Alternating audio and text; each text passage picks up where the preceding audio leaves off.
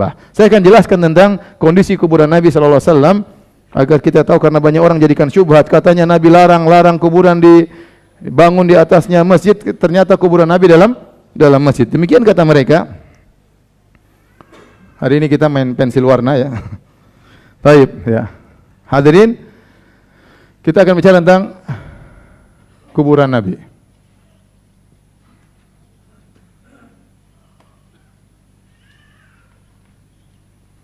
Jadi Nabi dikubur di rumahnya, di rumah Bait Aisyah. Bait Aisyah itu ya terdiri atas ghurfah dan hujrah. Ghurfah dan apa? Hujrah. Di sinilah pintu menuju, ini pintu menuju ke Masjid, ini Masjid Nabawi. Ini Raudhah. Ini Masjid Nabawi. Kita tahu Masjid Nabawi sebelah barat, rumah Aisyah sebelah timur. Hujrah itu tidak beratap, sementara ghurfah itu beratap. Nah, Aisyah dan Nabi tidur di sini, tapi ada hujrah di sini. Terkadang mungkin ada tamu, mereka temui di sini. Ketika Nabi sallallahu alaihi wasallam meninggal, maka Aisyah menguburkan Nabi sallallahu alaihi wasallam di sini, di hujrah, ya.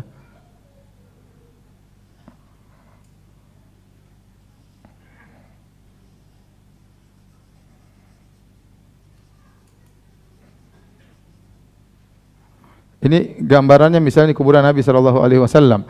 Dengan ini sebelah sini selatan ya, selatan.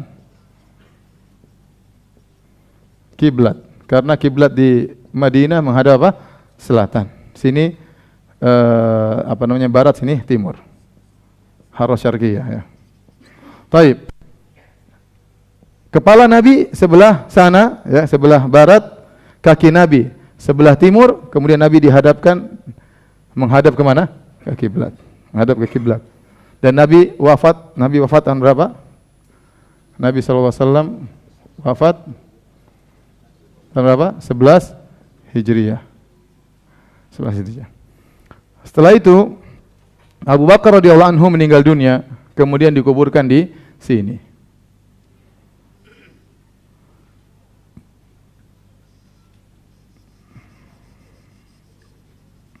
Sama posisinya, kepalanya sebelah sana, hanya jarak antara Nabi dengan Abu Bakar kira-kira 1 hasta. Ya, kira-kira 1 hasta, 1 zira. Dan jaraknya cuma dekat, yaitu kepalanya Abu Bakar di pundaknya Nabi sallallahu alaihi wasallam. Paham? Kepalanya Abu Bakar di pundaknya siapa? Nabi. Makanya tatkala seorang sedang berziarah di kuburan Nabi, ini kan di sini tulisan huna Rasulullah. Antum lihat situ tulisan Rasulullah, antum bilang assalamu alayka ya Rasulullah. Nashhadu annaka qad ballagta risalah wa addaital amanah wa nasahtal ummah, dan seterusnya. Setelah itu kita ke kanan sedikit saja, enggak usah jauh-jauh. Jangan sampai 2 langkah, enggak, sedikit saja. Karena antara kepala Nabi dengan kepala Abu Bakar cuma jarak antara kepala dengan apa? Pundak. Ya paling setengah langkah, tidak jauh-jauh. Kita ke kanan sedikit baru assalamu alayka ya khalifata Rasulillah Abu Bakrin As-Siddiq, dan seterusnya. Setelah itu kita beranjak ke Umar juga, tidak terlalu jauh juga. Assalamu alayka ya Amirul Mukminin Umar Al-Faruq dan seterusnya ya. Jadi waktu di sini Aisyah masih tinggal di sini, dan Aisyah di sini mungkin ada pintu. Aisyah sering, karena ini suaminya dan ini bapaknya. Ketika Umar meninggal dunia, minta izin kepada Aisyah untuk dikubur di hujrah. Situ kemudian Umar dikubur di sini, sehingga mengambil sebagian dari daerah hujrah ya. Umar dikubur di sini. Iya. Maka setelah Umar kubur di sini, Aisyah radhiyallahu taala anha kemudian menutup antara ghurfah dengan apa? Hujrah. Ini tadi apa? Hujrah. Ini apa tadi? Ghurfah. Kecuali kata para ulama ada semacam jendela ya, karena Aisyah merasa Umar bukan mahramnya, maka dia tutup ya. Baik hadirin dan hadirat yang dirahmati Allah Subhanahu wa taala, kemudian setelah Aisyah keluar dari rumahnya, maka para sahabat membuat tembok yang menutupi ya menutupi seluruh rumah Aisyah, tembok. Tembok ini benar-benar apa ditutup. Ini yang disebut dengan tembok pertama, menutup rumah Aisyah. Kemudian di zaman Khalifah Al-Walid bin Abdul Malik,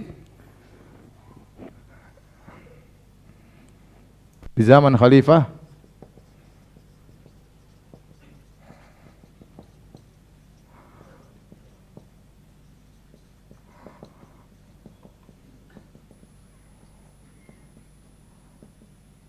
waktu itu gubernur Madinah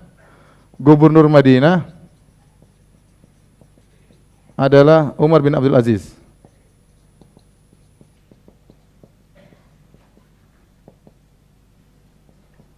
Maka Al-Walid bin Abdul Malik memerintahkan agar Umar bin Abdul Aziz untuk melebarkan masjid. Sebelumnya, dan ini terjadi pada tahun 91 Hijriyah.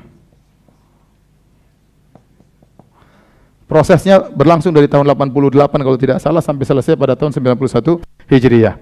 Jadi sebelumnya Masjid Nabawi mengalami pelebaran. Di zaman Nabi pun Nabi sudah melebarkan Masjid Nabawi. Tatkala selesai perang Khaybar, kaum muslimin semakin banyak, maka Nabi melebarkan Masjid Nabawi. Kemudian Nabi setelah meninggal dunia, di zaman Umar juga melakukan pelebaran, tapi semua pelebaran ke arah depan.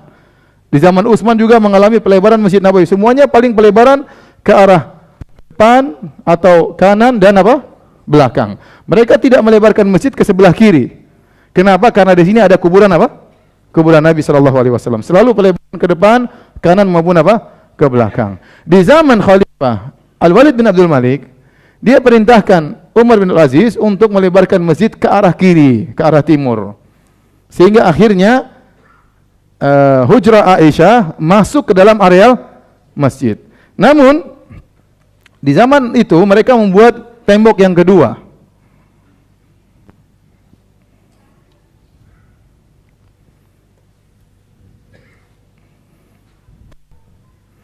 Yang tembok kedua ini mereka bikin di depannya itu seperti bentuk musallas, begini kalau tidak salah. Mirip saya kurang tahu, tapi kira-kira beginilah.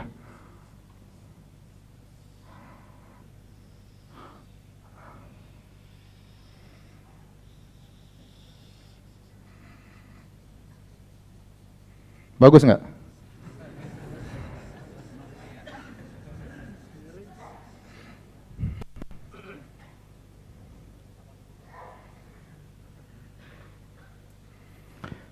Di sini ini kiblatkan begini. Kenapa mereka buat segitiga seperti ini? Supaya orang risih sholat di sini, sehingga mereka tidak menghadap apa? Kuburan. Kan di sini areal masjid. Sekarang masjid sudah ke arah kiri, paham?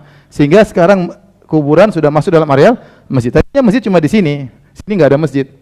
Orang nggak. Tatkala masjid dilebarkan sampai masuk areal kiri, areal timur, maka kuburan pasti masuk. Nah, jangan sampai orang sengaja beribadah menghadap kuburan Nabi, maka dibuatlah tembok segitiga seperti ini. Supaya apa? Supaya risih di situ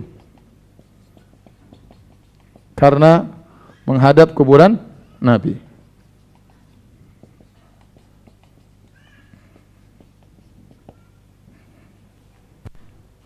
Kemudian belakangan datang khilafah selanjutnya, dibuatlah tembok yang ketiga. Ada tembok lagi di sini.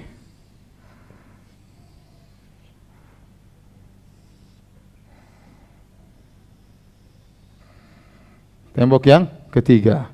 Tentu di sini ada pintu masuk, tapi ini tembok yang ketiga. Yang disebutkan di atas tembok ketiga inilah dibangun kubah hijau. Bangun apa? Kubah hijau di atas tembok yang ketiga. Kemudian datang belakangan, dibuatlah semacam apa namanya, tembok terakhir besi, ya. Ada lubang-lubangnya. Nah, inilah yang disebut dengan Ibnu Qayyim, fa ajaba rabbul alamin du'aahu. Nabi berdoa, ya Allah, janganlah kau jadikan kuburanku sebagai berhala yang disembah. Maka Allah kabulkan doa Nabi SAW. Maka Allah meliputi Nabi dengan tiga apa? Tembok. Tembok pertama pas di rumah Aisyah, tembok kedua di zaman Walid bin Abdul Malik dengan segitiga ini tembok ketiga. Yang ini sekarang tambah lagi yang besi.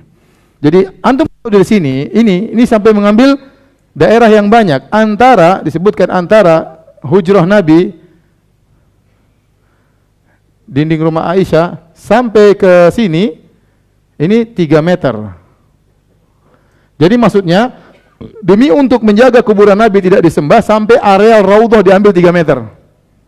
Padahal kita tahu kemuliaan Raudhah, ma baina mimbari wa baiti raudhatun min riyadil jannah. Kalau bisa kita pengin Raudhah diperluas. Tetapi gara-gara untuk menjaga agar Nabi tidak disembah sampai mereka mengambil 3 meter dari areal Raudhah supaya ada tembok yang menutupi kuburan Nabi SAW. Dan ini semua tembok tertutup rapat. Tutup nggak ada lubangnya, nggak bisa ngelihat. Tembok yang kedua juga tertutup sama sekali. Jadi kuburan Nabi tetap aja pendek ya. Tetapi ini semua ditutup sehingga nggak ada yang bisa lihat. Oleh karenanya kalau ada seorang sekarang pergi ke sini kemudian nengok-nengok, dia hanya melihat tembok. Dia tidak akan melihat apa kuburan Nabi. Makanya aneh ada seorang yang ceramah waktu tahun sekitar 2000-an, dia pergi ke Madinah, kemudian tiba-tiba kuburan bergoyang, cuk cak cuk cak. Kemudian Nabi keluar, cium lutut dia. Repot Nabi keluar, tepuk 3 gimana? Kemudian hancur. Terakhir besi dilepas, baru kemudian Nabi cium lutut dia. Ini semua khurafat ya. Khurafat.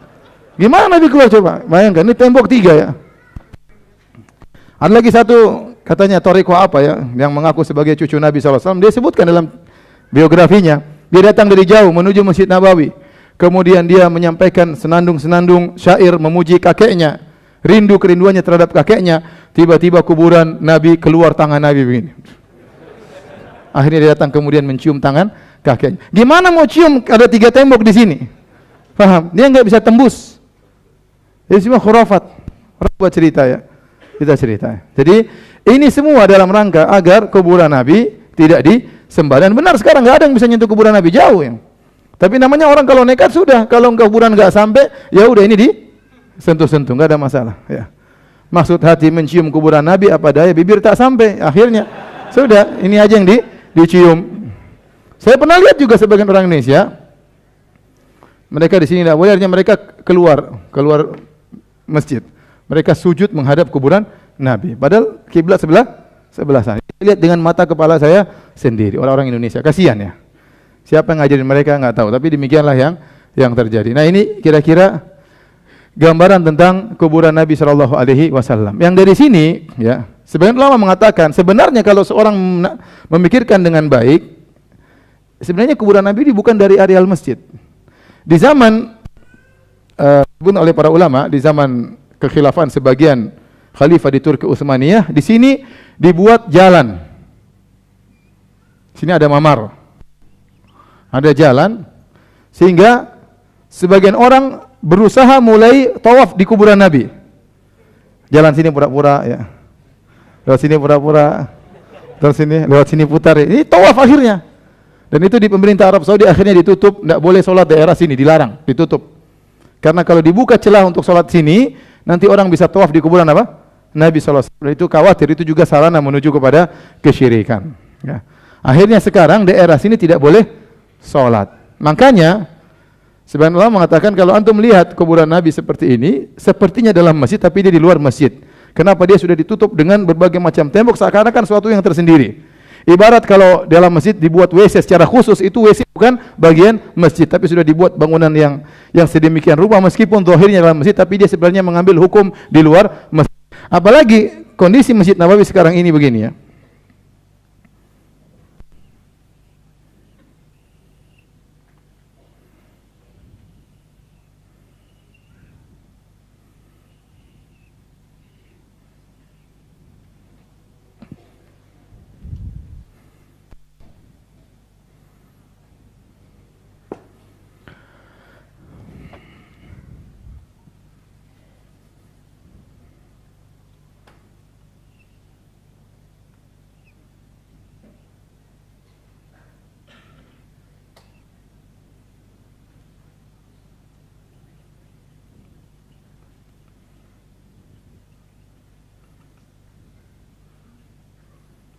Nah, kalau seorang perhatikan Karena di sini masjid, orang sholat sebelah sini kan? Orang sebelah sini. Tapi daerah sini dilarang sholat. Jadi seakan-akan masjid itu bentuknya begini. Seakan-akan masjid tetap, rumah Aisyah tetap di luar apa? Masjid. Karena daerah sini dilarang untuk apa? Sholat. Jadi seakan-akan seperti ini. Sehingga kita lihat masih aja di luar. Kayak dia nyempil di pojok terakhir, di ujung sebelah kiri, dan sebelahnya tidak boleh buat sholat. Seandainya orang sholat sebelah situ, seakan-akan dia dalam apa? Masjid. Namun karena orang tidak boleh sholat sebelah sini, maka seakan-akan masjid itu bentuknya begini. Paham? Itu usaha para ulama agar jangan sampai disangka Masjid Nabawi dalamnya ada kuburan Nabi sallallahu alaihi wasallam. Kita katakan, taruhlah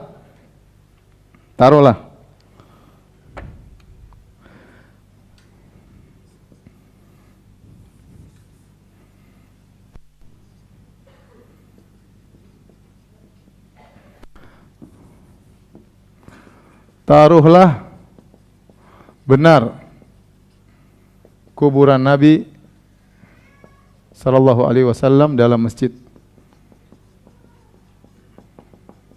Maka tidak boleh dikiaskan dengan kuburan-kuburan yang lain.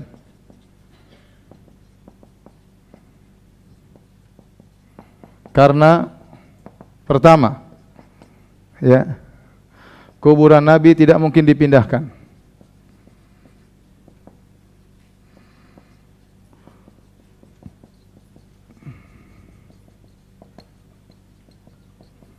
Karena Nabi SAW bersabda, Innal anbiya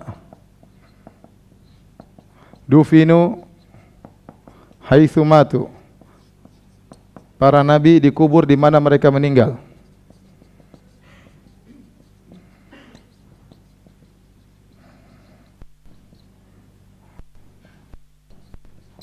Yang kedua, Masjid Nabawi juga tidak mungkin dipindah. Tidak mungkin dipindah ke Indonesia, ya.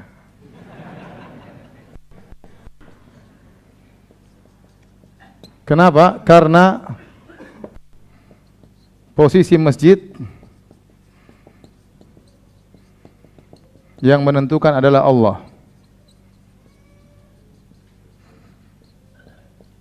Bukan Nabi. Makanya waktu Nabi SAW datang ke Madinah, Nabi SAW ada yang mengatakan 14 hari, ada yang mengatakan belasan hari, ada yang mengatakan 4 hari, ada khilaf. Nabi ingin Masjid Quba.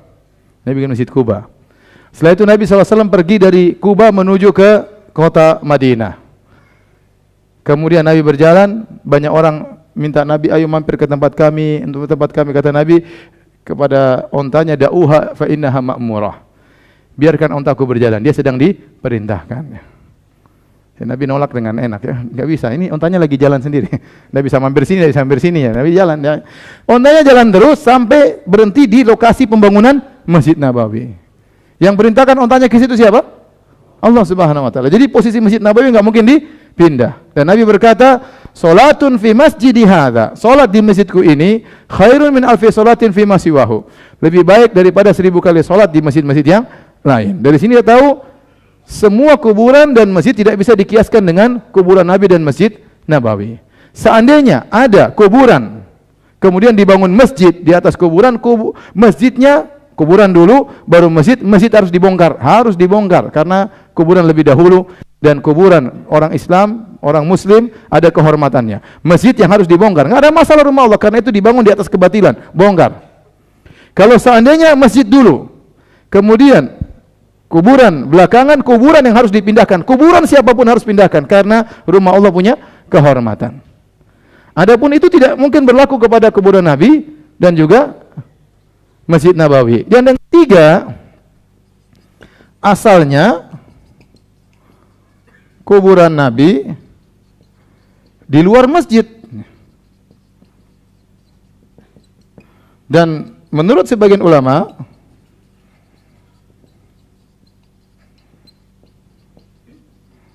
hingga sekarang juga masih di luar masjid.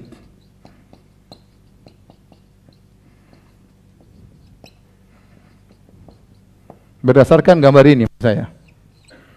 Ya, berdasarkan gambar ini. Masih di luar masjid. Oleh karenanya tidak boleh seorang kemudian berdalil dengan kuburan Nabi untuk akhirnya membuat kuburan dalam masjid atau membangun masjid dalam kuburan, karena itu dosa besar. Nabi mengatakan ulaika syirarul khalqi, itu adalah seburuk-buruk manusia. Itulah dosa besar. Taib. Ustaz, bagaimana kuburan Nabi tinggi besar? Kita bilang tidak. Nabi sejak awal sudah berada dalam bangunan. Bangunan tersebut rumahnya Aisyah. Rumah Aisyah yang dipugar, yang ditembok, yang dibangun. Kuburan tidak dipugar. Kuburan begitu-begitu saja. Paham? Yang diperbesar adalah rumah Aisyah karena memang Nabi sejak awal dikubur dalam rumahnya siapa?